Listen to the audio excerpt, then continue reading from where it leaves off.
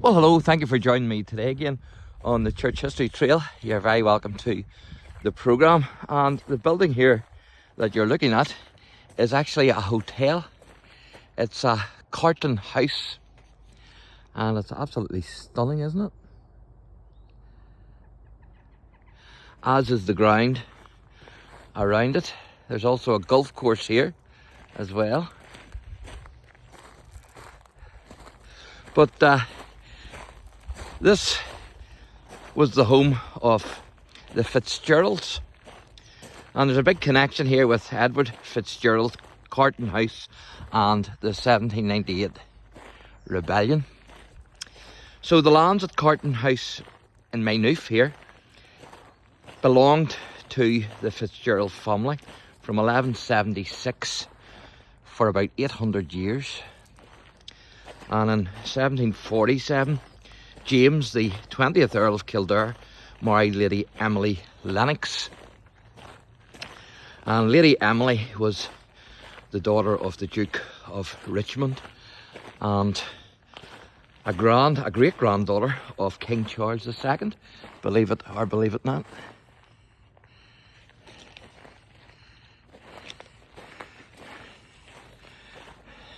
Now, I'm not staying in this hotel because it would cost me an arm and a leg. I'm staying in a B&B. But you can stay in here if you so wish. So, Carton House was almost burnt to the ground during the 1798 rebellion. But for the quick thinking of Lady Emily, the lady of the house, who brought a portrait of Lord Edward FITZGERALD to their attention. And of course that saved the house here from destruction.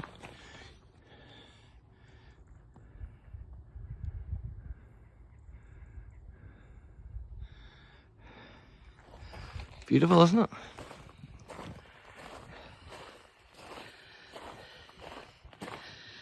Now, Maynooth itself was actually the capital of Ireland for a short time.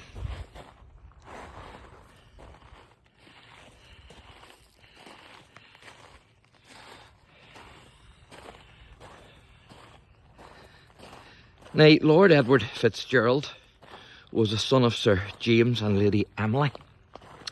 And he was also a leading conspirator behind the 1798 rebellion. Now, Edward had joined the British Army and fought against the colonists in the American Revolution. That was the American Revolutionary War of 1775 to 1783. So he actually fought for the British against the revolutionary forces.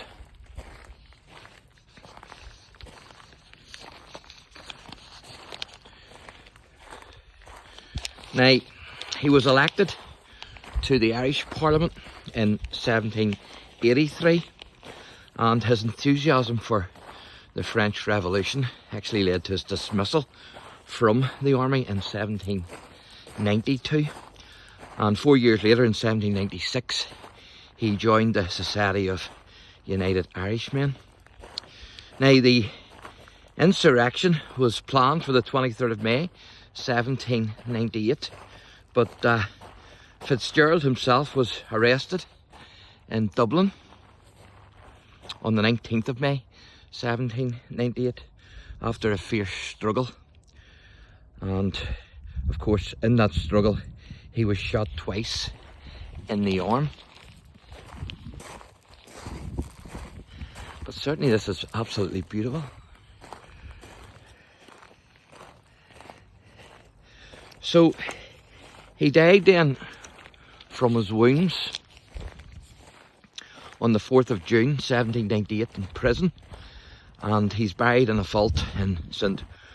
I think it's Warburg's, how you pronounce that, Parish Church in Dublin. Hope to get there, but I don't know where it'll be open or not, where you can go in. It said on the internet that it was temporarily closed, so I'm not sure. But unlike most Protestant United Irishmen who were Presbyterians, Lord Edward FITZGERALD was an Anglican.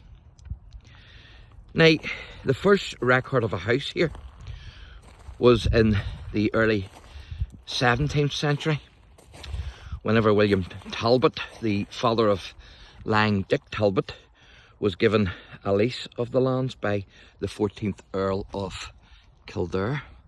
Look at the thickness of that chimney there, my goodness.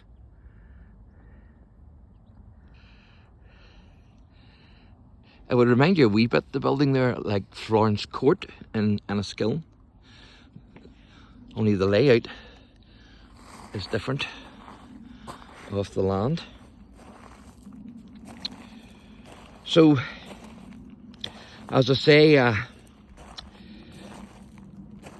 he was given the lease of the lands by the 14th Earl of Kildare. That was William Talbot who was given the lease.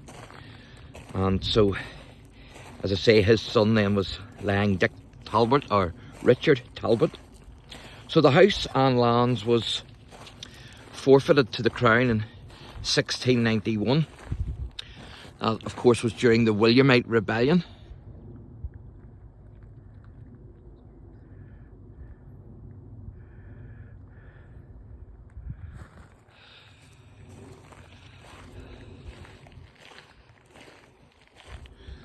But the current house, it actually dates from 1739.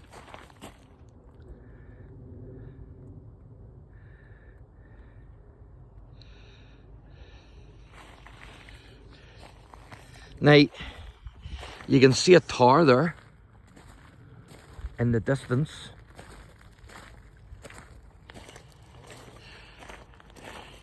So I hopefully will walk up to that tower. We'll see how it goes and do a video up there. But in case I don't, I'll tell you a wee bit about that tower now. Because that's the Tyrconnell Tower. And it was allegedly originally built by Richard Talbot, who I just mentioned, Lang Dick Talbot, who was the first Earl of Tyrconnell. And it was intended actually to be his mausoleum. Its official name, of course, is the Prospect Tower, but he is meant to have built that as his mausoleum, but of course he's not buried there. And Tyrconnell had taken part in the Irish Confederate Wars of 1641 to 1653, and also the Anglo-Spanish War of 1654 to 1660. And of course the Williamite War in Ireland in 1689 to 1691, where he was given command, of course. He was put in charge of the army here in Ireland, where he got rid of Protestants and replaced them then with Roman Catholics. So Richard Talbot died of a stroke at Limerick shortly before the Jacobite defeat on the 14th of August 1691. And he was aged 60 or 61, and he's buried in St Paul's Cathedral in London. So there you go, that's the Tyrconnell Tower, and also Carton House, which is now a hotel. So thanks for watching, and God bless.